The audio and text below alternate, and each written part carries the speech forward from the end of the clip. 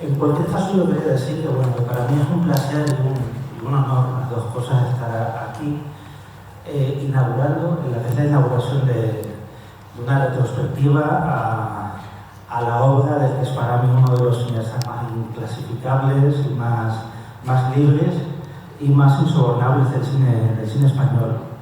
Creo que cada una de sus películas no se parece nada a la otra.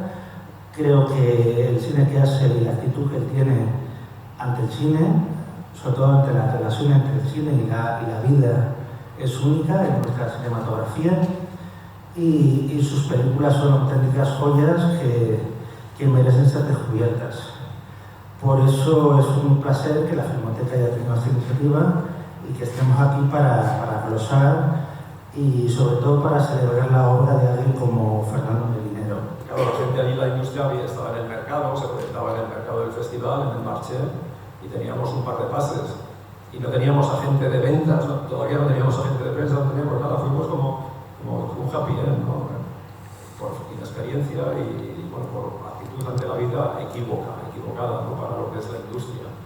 Entonces, no supimos de alguna manera, pese a ello, pues tuvo una acogida muy buena, o sea, pues quedó finalista de la Cámara de Oro, la crítica francesa se deshizo en elogios, Le Monde, que es uno de los periódicos de más tirada, pues decía en la crítica de la película que era la mejor película de todas una película hecha carne, decía, es la película más auténtica, más visceral y de toda la selección del festival, porque las críticas, las revistas cinematográficas, Moving Picture, Variety y tal, la pusieron muy bien también.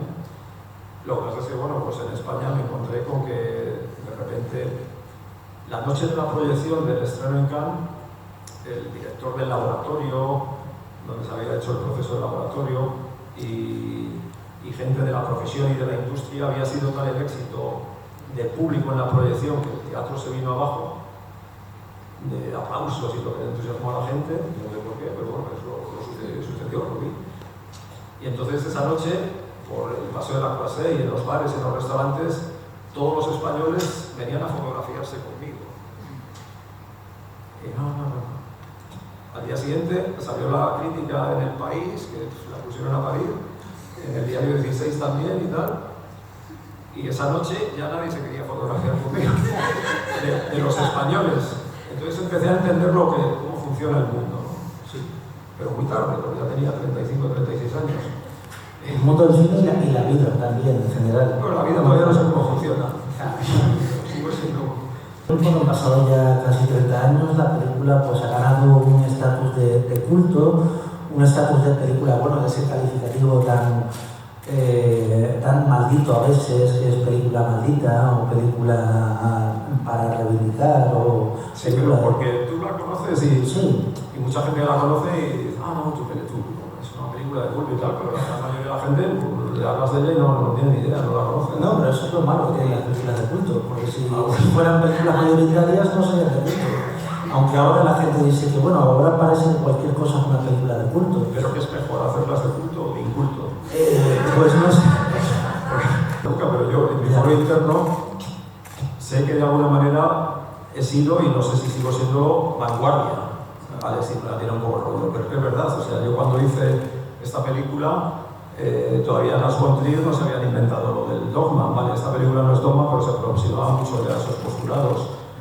Luego, por ejemplo, cuando hice en el 2002, que la hice en el 2001, pero la premier fue en el 2002 en el Festival de Málaga, La novia de Lázaro, que se llevó allí el premio a Mejor Actriz y tuvo una crítica extraordinaria y la crítica la puso por las nubes, esta que ya sí, la crítica española de esa película la puso por las nubes, y decían que era una maravilla, como una historia de ficción, la trataba como si fuera un documental y el tratamiento de la imagen y tal, y la fuerza del documental irrumpe en Málaga y no sé qué. Y aún así es una película que tampoco es tan conocida como debería ser. Bueno, ya, pero quiero hablar un poco de lo que sí para hablar de la influencia.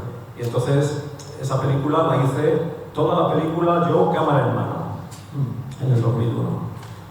Y en aquel momento nadie rodaba cámara en mano.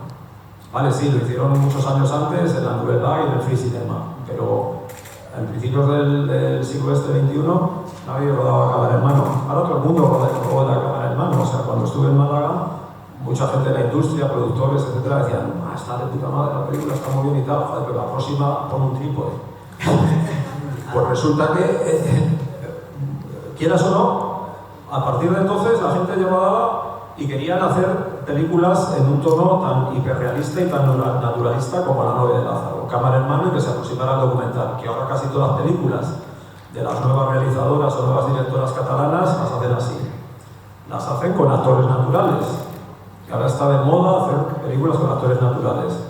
En España, sí, quizás se había hecho antes, corrígeme si me equivoco, lo mismo, pero en los años 90 empecé yo a hacerlo con actores naturales. Esta película, Magali, es una actriz natural.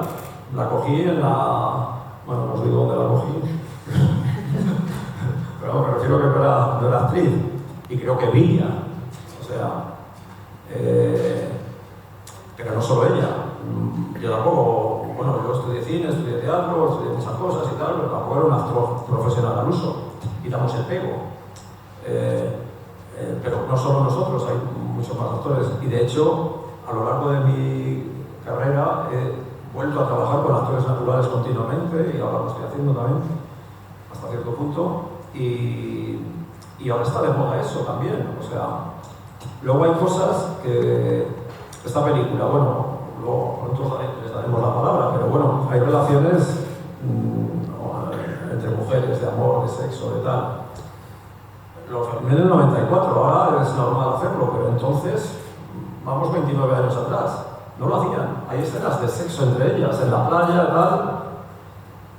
O sea, que eran cosas tabú en aquel momento. Magali en un momento dado, en una secuencia, orina en la calle. Orina de verdad, ¿eh? Y eso, pues ahora hay una serie en televisión, no en televisión, en filming, que la vi el otro día, Autodefensa. Estupenda. Que es muy provocativa y tal, pero tiene lo que está, pero por lo que la novia de Lázaro, que estaba hablando de la novia de Lázaro, pues igual, la primera película española de sexo explícito, no lucía ahí el sexo, decían, lucía el sexo cuando salió, es la primera película con sexo explícito, para nada, es la novia de Lázaro. ¿Sabes? Decía, el sexo tiene un pene erecto, pero eso no es sexo explícito, que además era de un modelo. Con esto quiero decir que, de alguna manera, no espero que se me reconozca nunca por los grandes medios de comunicación, bueno, lo mismo cuando me muera, pero tengo muchos argumentos para defender que de alguna manera he ido por delante en una cierta vanguardia de un cierto tipo de cine que ahora es el que triunfa en los festivales, el que se hace y tal, pues historias naturalistas, con actores naturales, hiperrealista, cámara en mano, la cotidiana de la vida y cosas que yo llevo diciendo 20 años que el guión es un pretexto para hacer una película, que no es la Biblia, que bueno, es un armazón argumental a tener en cuenta y que es el mapa del tesoro a seguir, pero que hay que perderse en la incertidumbre y dejarse un poco embaucar por la fuerza del caos y del azar.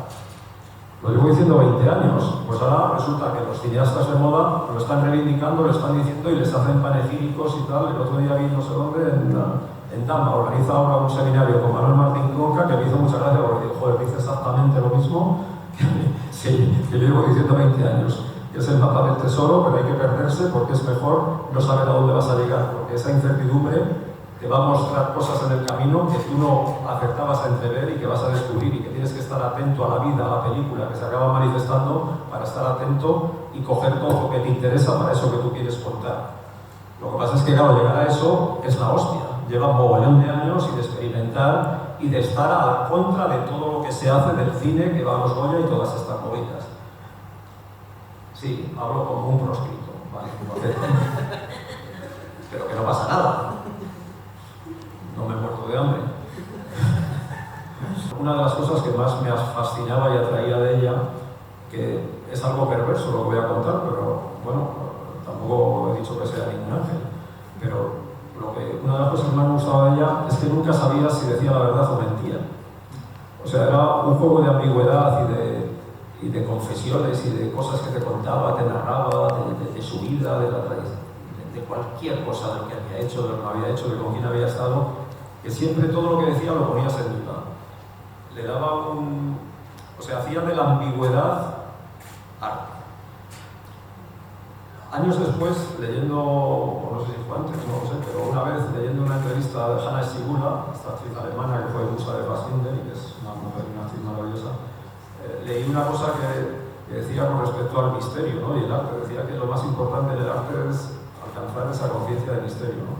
Entonces, para mí, Magali era un poco la personificación, no tanto del arte como del misterio, y a través de esa capacidad de envolver el misterio de ella, quise hacer arte con ella, partiendo de una carnalidad evidente que tiene, bueno, para trascender y quería hacer algo poético. No sé si nos quedamos en el intento, porque no hay nada peor que querer hacer poesía en el cine.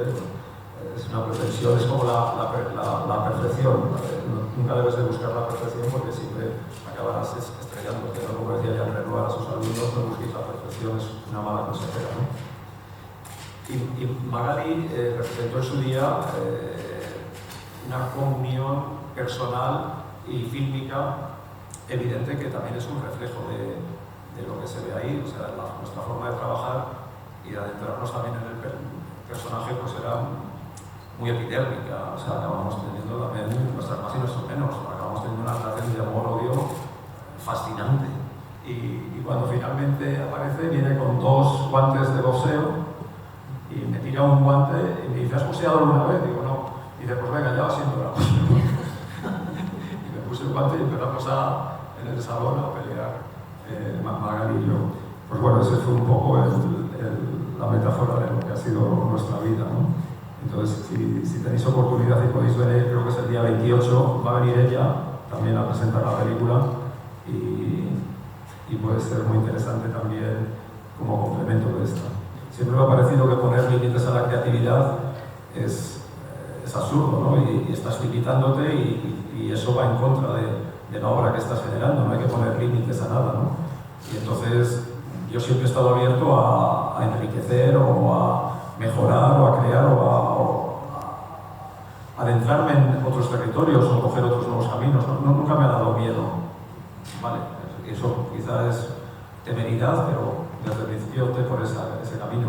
Pero esta película, yo viva, me refiero a una película viva como cuando ya hice La novia de Lázaro, que tenía un argumento, tenía unos personajes que creé y se lo conté a los actores y actrices que lo iban a hacer, en especial al triángulo sentimental que iban a formar el cuerpo principal del reparto, pero no escribía los diálogos, esbozaba conceptos y situaciones y a dónde quería llegar en cada escena, para a partir de ahí seguir avanzando. ¿Y eso qué supone? Pues que era viva, porque además había una comunión tal en el equipo y con el equipo artístico y tal, que de alguna manera era muy permeable en nuestras vidas con la obra que estábamos generando. Y eso hacía que no se llegara a confundir el personaje con la persona, ni la relación emocional que tiene el actor o la actriz con el director, con la que tiene personalmente, pero siempre estaban un poco por la cuerda floja esas relaciones, un poco al límite, ¿no? Entonces hace que ese tipo de películas y de creatividad sea muy visceral y sucedan cosas que no van a suceder en una película que tienes escrita de pe a pa, de principio a fin, ¿no? Es mucho más incorrecta políticamente porque da lugar a broncas, a desencuentros, a malos entendidos, pero es mucho más creativa, también es más exigente con tu cerebro, con tu mente, porque tienes que estar mucho más lúcido siempre y alerta siempre para reconducir o ver por dónde llevas esa historia. Luego, después de La novia de Lázaro, hice Un millón de amigos, que también partía de esos presupuestos, de mucha libertad y de tener un argumento esbozado y para adelante. Las mil y una novias también, es película viva. La creatividad al límite o el arte, cuando estás así pues fomenta a veces, bueno, pues conductas que no son correctas políticamente.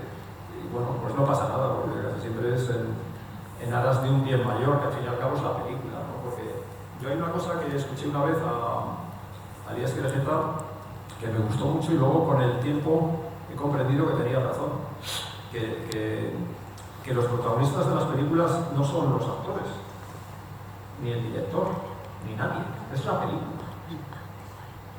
Y yo luego me he ido dando cuenta que es verdad. O sea, al menos las películas que yo he hecho, yo he sentido en mi locura creativa, He sentido que son entes vivos que se manifiestan y que tienen vida propia en una especie de estratosfera extraña que escapa a nuestro control y a nuestro raciocinio, pero existe. Y yo tengo pruebas fehacientes de que existe. Luego te lo... Y te habla. Y se manifiesta de alguna manera en tu vida, en tus relaciones con los demás, con la gente con la que estás trabajando, en tus sueños. O sea, te llegan señales. Yo no creo en el Dios católico, ni creo en el Dios musulmán, ni ningún Dios, ni nada, para mi desgracia. Pero creo en el Dios artístico que está allí y que hace del arte una creación que es sagrada, es algo sagrado. Entonces hay que obedecerle. Y si estás envuelto en esa creatividad y estás en conexión con la vida, tienes que escucharle y seguir sus dictados, porque es omnipotente. Y es el que manda en la película. ¿Sentías una especie de llamada mientras estabais grabando esta película? O sea, ¿había una pulsión? Totalmente, desde el principio. Ya cuando estaba localizando, con mi ayudante de dirección en una de las playas, se puso a liar un canuto, yo no fumaba, pero brutal, y estábamos, era de noche ya, y vimos la puesta de sol, empezó a anochecer y cada vez anochecía más y tal, y fumando ahí, y la marea subía y subía y subía, y yo hablándole de la película y de no sé qué, porque yo ya le había hablado de la película que quería hacer, y de Magal, y de no sé qué, y del mundo que íbamos a recrear ahí, y él estaba alucinado y con el porro y tal, y empezó y la marea y tal, y estábamos ya mojadísimos del todo por todas partes, y de repente nos llegaba el agua al cuello, que sí, hostia, nos estamos mojando. Entonces, estábamos aturdidos. Sí. Sí, ¿no? ¿Te has dado cuenta, no? Entonces, bueno, no sé, son señales de ese tipo que uno interpreta a su manera. En Inglaterra comparaban la película con El Ángel Azul, con un clásico como El Ángel Azul. A mí también me recuerda un poco a la novela esta de Pierre Louis, de La mujer del pelele, con todos mis respetos porque el pelele serías tú, de alguna manera, ¿no? Bueno, no, hombre, no pasa nada, si eso lo veo asumido. Joder, yo en todas las películas que he hecho de actor hago de pelele, joder, es mi personaje favorito. ¿no? De hecho, en Las mil y una novias no tenéis que perderos esa trilogía, bueno, no os perdáis ninguna, pero si podéis. Pero ahí hago de pelele total, joder. Es una burla totalmente de mí mismo, de las relaciones emocionales, o sea, es una especie de crítica mordaz a la sociedad patriarcal, al machismo y tal. Lo que hay que tener, hay que saber aceptar a verlo, porque si no lo haces una lectura correcta, puedes interpretar que es un panegírico machista, cuando para nada. O sea, no, hay gente que lo toma al pie de la letra, que no sabe detectar la ironía. Bueno, puede ser, lo que pasa es que la ironía es una dimensión intelectual que, bueno, no todo el mundo posee, pero joder, mi público... No, tu público ya está claro. Es más inteligente, ¿no? Sí. Felicidades, es extraordinario, de principio a final, de guión, de interpretación, de lo que cuenta, de lo que dices de carnal, de viva, de novedosa. A mí me llega muchísimo. Pero es que además ser director, actor, creador y con unos actores, actrices que no son actores y actrices y que están metidos al mismo tiempo en la vivencia que estamos viendo en la película. Bueno, si podías contar un poquito sobre ello.